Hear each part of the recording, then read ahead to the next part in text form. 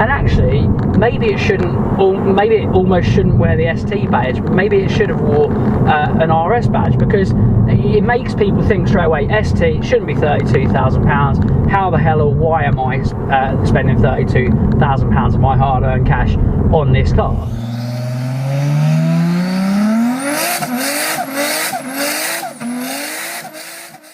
Hey guys, Alex, Peak Performance Reviews. Welcome to another vlog. I'm here at Oakley Hall, beautiful setting, with the new Focus ST. Obviously 2.3 litre turbocharged petrol combustion normal engine, which is great, H-pattern gearbox, and it is 280 horsepower. So we are going to go out and about on the roads and enjoy this. Some really cool features which on the road drive I will take you through as we go out and enjoy, hopefully, fingers crossed. £32,000 base price, give or take. So yeah, a lot of expectations, and it would need to live up to them at £32,000. But let's have a little drive and see what we think.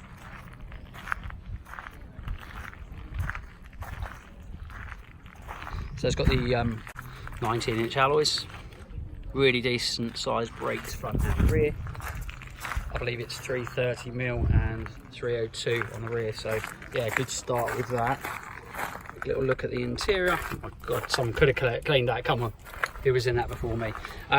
Yeah, interior wise, it is very similar to something like the new Fiesta ST, which is good because it means that the material qualities have definitely improved. And yeah, it does feel a little more premium. It definitely doesn't feel super premium or anything like that. We've got the little start button down here, but it all looks, you know, fairly decent here. Obviously, you've got the lovely Recaro seats, and yeah, it's nice. It's yeah, fairly roomy. It looks like the boots are good size. Back seats and passenger space is really decent, and overall it doesn't look like a bad place to be. Is it worth £32,000? I'm going to keep saying this, but that is the question I think you do need answered. I'm thinking, I'm not sure whether it will. This has got the panoramic sunroof option, which is a really cool option. I'll probably go for that. But yeah, let's go and drive it, most importantly, and see what it's like. Unlike from the outside, let's put it on. Nice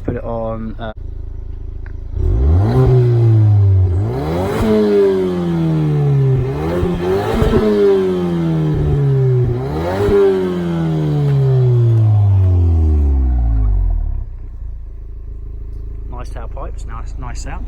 Race track mode, let's see what it sounds like now. A bit different, I suspect.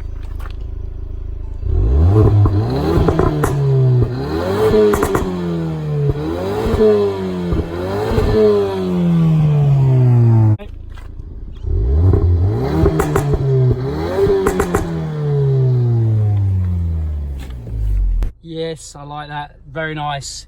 Pops and bangs, track mode. That's what it's all about. That's where you got to get it, put it on for those pops and crackers. Love it. All right, so a couple of things straight away before we start driving that's really quite nice on this car is it has the wireless charging. I'm not sure whether that's standard, but I'm going to check it out for you, and obviously I will give you links in the bio to everything, all the tech spec, everything and what's included, where you can buy and where you can go and test drive one of these. As I have said and mentioned a number of times, and this is why I think it needs to be good, the base price is £32,000, with a few options that we've got on this pack, like lane assist and things like the steering assist and stuff like that, parking assist. It basically tallies up to £34,000. That's quite a lot. And then yeah, other than that, it is lined with features. So it's a 2.3 litre turbocharged motor, 280 horsepower, and about 420 newton meters of torque. So lots and lots of torque, which is really good. So it's got everything it needs to have, certainly for this top hot hatch territory. That's for sure.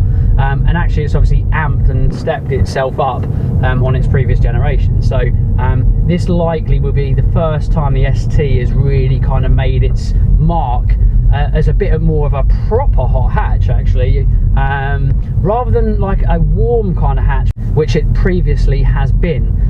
It basically puts it into the territory of things like the Focus RS, things like the Golf R, the Leon Cupra, and all other hot hatches that are available, Civic Type R, etc. But the problem is when it gets to £32,000 mark, it also gets into the territory of where it is on the price point of all the more higher end to medium end hot hatches. So as it goes, it's a lot of money at the end of the day. So you know, if you probably were to put this in the market, you would think this car should be circa £28,000 in my opinion.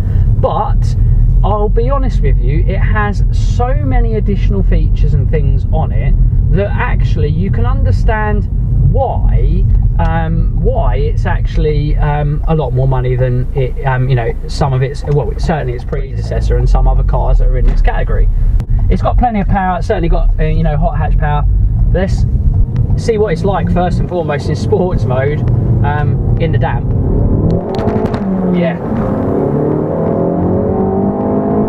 in first gear it definitely doesn't grip, but then do you know what? It has a bit of a muted soundtrack, but it's got a lovely gruff kind of sound. Again, maybe if you could make that a little bit louder somehow, or if Ford could have made it louder, I would have been really, really happy. But it does sound really, actually quite nice.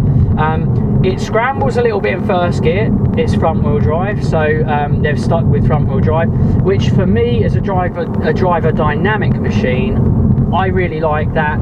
I prefer it being two-wheel drive. I know a lot of the hot hatches and a lot of other cars have gone all-wheel drive. I think it sometimes dilutes the hot hatch a little bit. Not always. Some cars, manufacturers manage to really, really nail the all-wheel drive platform, especially by modern standards.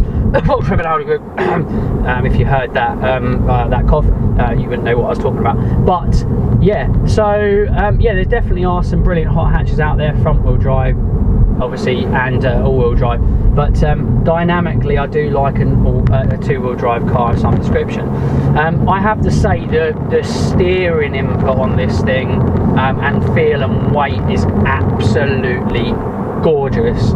It's stiff and firm and I like it. It's not too light, but lock to lock, apparently this has got the quickest rack and shortest rack of any car of its type. It's apparently 2 seconds from lock to lock. I believe that's the statistic, but correct me if I'm wrong. Again, links in the bio. But what that means is you have a really, really fast rack and a very responsive rack more than anything. So, and I can feel that. One, it's really nicely weighted, but it's really nicely weighted. And the moment you give it any input, left or right, it goes where it needs to go, which I really, really like. Look what I mean. If I go left, right, if you see that, left, right, and it just dynamically through the steering wheel, through the input and through the tips of your fingers, it feels gorgeous, really, really nice. And that's kind of my cup of tea. I do like a nice, responsive but stiff, nice feeling, and I must admit that's I'm a big fan of that. Big fan. Again, we're out on roads and it's very, very damp. If you try and give it a bit of a nail in first gear, it will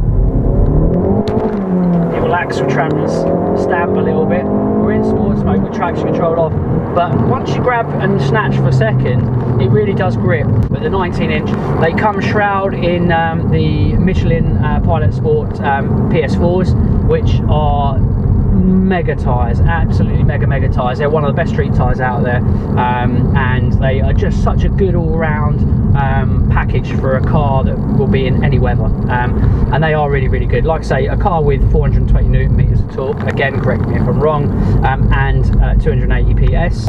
It is actually gripping on for dear life and doing very, very well. It's bloody brilliant. It's absolutely superb. Yeah, it will go on to a top speed of 155 miles an hour. Again, for what used to be a warm hatch, which is now a hot hatch, 155 miles an hour, insane. And it also does the 0 to 60 sprint in 5.7 seconds. Again, it's front wheel drive, so that's really decent. Now, sub 6 seconds and around 6 seconds territory is nothing to kind of write home about and say, wow, it's class leading, it's amazing. But it's decent, it's damn decent, and it's considerably quicker, I say, than the outgoing model. And actually, for me, it isn't the be all and end all of a car. Yes, it gives you that kind of G-force, and I know the all-wheel drive cars, some of the hot hatches are now in the fours, deep in the fours, or you know, low in the fours as well, mid fours, etc. And this isn't nowhere near that. But I'd say cast that aside and think about the rolling pace of this car. Now, this car is quick, very quick. Now I'm going to do a punch roll at about 20 mile an hour, and we've got a 60 limit here, and I'm just going to punch it, and it should be seamless, and I'll tell you why in a minute. Right, little punch roll, 30 mile an hour, gripping, and near illegal speeds that quickly. Now, through the gear changes, this car feels lightning quick, and it feels as though it sustains pace and speed so well. Now, there's a reason for that, and it's called anti-lag. Yes, you can't overly hear it. It's quite subdued version of anti-lag, and I'd like to know exactly how it's done. Now, normal anti-lag for aftermarket tuners that have put these you know, things on drag cars and street track kind of cars, put them on, and anti-lag is produced or done by pre-igniting the exhaust gases inside the exhaust off the back of the turbine, off the back of the back housing of the turbocharger. What that does is it basically gets rid of the pressure by pre-igniting, so it basically gets rid of gases by pre-igniting the exhaust gas on the back of the turbo, and it means that there is then no back pressure. And what it means is then when you put your foot down, which I do, the engine and the speed and the power is there near enough in an instant, and so it means that companies can produce or use much bigger turbochargers that produce higher end torque, higher end brake horsepower figures at no detrimental kind of ill being to the car's kind of movement and kinetic energy going forward, basically. And but we're now going to open it up on these rows, because these rows are beautiful. Just check the brakes out, they're brilliant. The feel of this car. Now, I've been told some people prefer this car, I've heard, on normal mode, so I'm going to put it, let's just flick around with some of the mode. And it's now in a more normal mode.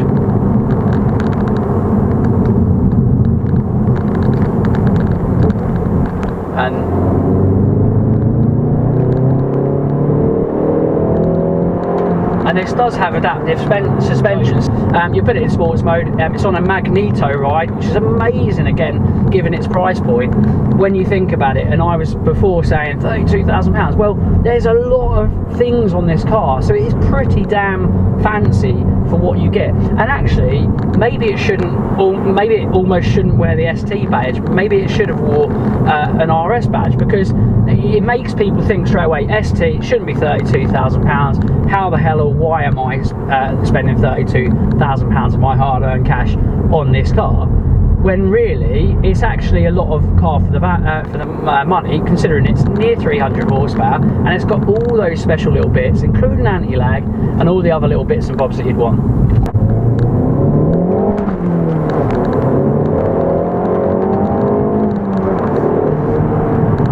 Brakes are superb. So it sounds beautiful as well, absolutely superb. Take it out of normal mode, and it's also got a slippery mode, which is really good. So let's try slippery mode, considering it is damn slippery, and let's see what it does. So I'm going to put it back in first, because we were having problems with first. Let's see if it sorts out something in first. So go a bit lower, and let's nail it. Yeah, it kind of does. The traction control comes on a bit more, and it seems to rein it in a little bit more. No detrimental kind of ill health to its driving feel, actually. So put it in normal mode. Again, it sounds like some people saying the normal mode is everyone's favourite mode. Put it in sport. Should start to feel things get firmer, and yeah, you do, I think. Let's drop it down. Let's let the cars kind of gap a little bit. And yeah, it scrambles a little bit more. Oh, nice little pops and bangs from the back of the exhaust as well, which is really nice. Now it's warmed up, sounds great.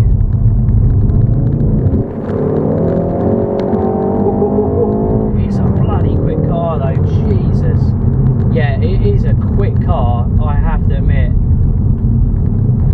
Drop it down. Shall we try it? Let's try it in track mode. We probably race track mode, we shouldn't, but let's see how much more what. Definitely firms up, I can feel how much firmer it's got.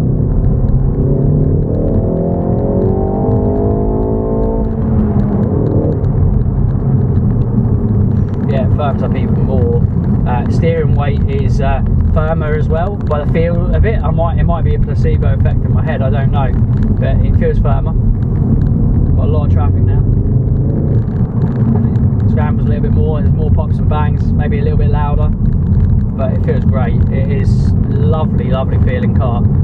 Now obviously, which some people will know if they've tried to go on a configurator, that some place at the moment you get taken to a configurator and it typically specs the diesel model. The diesel model lacks a lot of things that the petrol one does, and actually considering there's only about a £4,000 price differential, give or take, I definitely would buy the petrol version. But if you want to have a diesel car that's really sporty and fun, yeah, it's still a good buy, I'd say, because it's give or take, it's going to have a similar chassis. I don't believe it has the adaptive suspension, so there's a few real big things that you're missing that this has and the diesel one won't. And if you press the little sports button on the actual steering wheel as well, a few things get even more sportier. You get kind of throttle matching as well, and I think that, to me, it feels like the engine's even more responsive. And I have to say that the motor on this is absolutely brilliant, and the response is phenomenal. It's so responsive. Literally, I'll tell you when I put my foot on the throttle. Throttle, throttle, throttle, throttle. And the front just lifts up. Front as well. I'm going to do that again. If you just look, watch the bonnet just lift up. This is brilliant. And it just bloody well goes. It's absolutely superb. We really need to get this out on the open road. Get rid of this traffic and open her up and see what she really is like.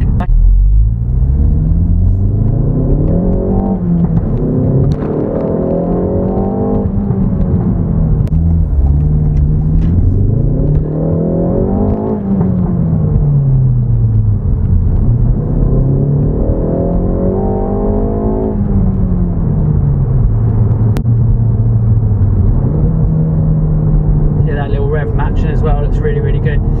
It's got a lovely gearbox, really nice and tight, really short, and it's just so much fun. And the traction control is off, so brake into this corner, obviously look, it's horrible, hideous. Just be real careful. Let's give it a little push. Yeah, front end's gripping lovely.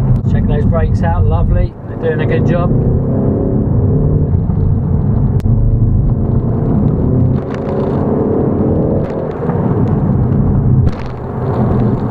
Obviously, as you can hear probably every now and again, the ride when you put it in some of the sporty modes is damn firm. But you know what, I've heard it get some unnecessary criticism and saying that it's really too hard and crashy.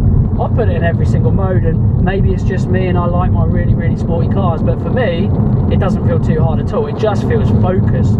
It feels a proper driver focused car, and it feels like bags and bags of fun, and it feels so grippy, and it's great fun. It really is. Ford have a great partnership with Recaro, and these seats are absolutely lovely.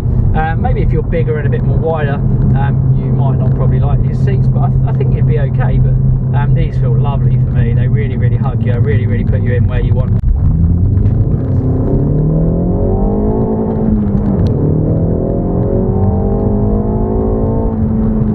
What do you think, guys? I'm going to put a pop-up in the top right hand corner. What do you think of that sound? Yay or nay? Let us know. Click up the top right and you'll be able to vote. I'm saying yay. I think it's brilliant, and it bloody well goes. I'll tell you, it is quick.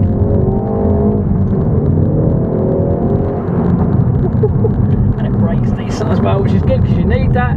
But yeah, this has finally got itself into the proper hot hatch territory. It used to be a little warm hatch just sitting there in the corner, kind of being like, you know, pick me, pick me, pick me, when it kind of gets forgotten about. It's a bit like, I don't think it does, because obviously it's a massive seller, but things like the Golf GTI with real driver or hot hatch bods and people, I think there's some cars in that kind of close to hot hatch territory, that warm hot hatch territory, those kind of cars that some people forget, they get forgotten about.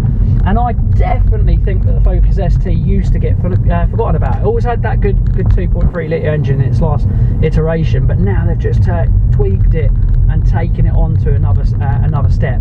And it's all for the better, to be honest with you, because it really is such a good car now. Guys, yeah, what do you think of that car? I have to say that is, looks wise, actually, we haven't talked about looks, but what do you think of the looks? I do really like it. It's got some nice big brakes on it, and overall 2.3 litre motor with a really good good engine, lots of power, lots of torque, really good amount of torque, and the steering input is absolutely sublime. Overall, as a package, looks wise, I don't like the new shape Focus full stop. I don't like it, I'm not going to lie. It's a bit like the Mark 8 Fiesta ST. Brilliant car, no matter how much I look at it. It's been now years and I still don't like the look of it. I don't hate it, but I just don't like the look of it. It's not for me. But new Focus shape is exactly the same. I did see some kind of renders when this was coming out and they were talking about it, and I thought, ooh, looks quite nice. And then I saw it in the flesh and I weren't sure. It suits different colours better. I wouldn't have it in this colour. I've also seen them in white, and white for me is worse, I think. But again, it's subjective at the end of the day, because I don't like that car in white. I don't overly like it in this colour, but it's better. But I think if you had that in the right colour, maybe black, I don't know, maybe black, it would suit that a lot better, because it would look sporty and then it would just show some shapes better and hide other parts better as well. But overall, as a package, it is absolutely amazing.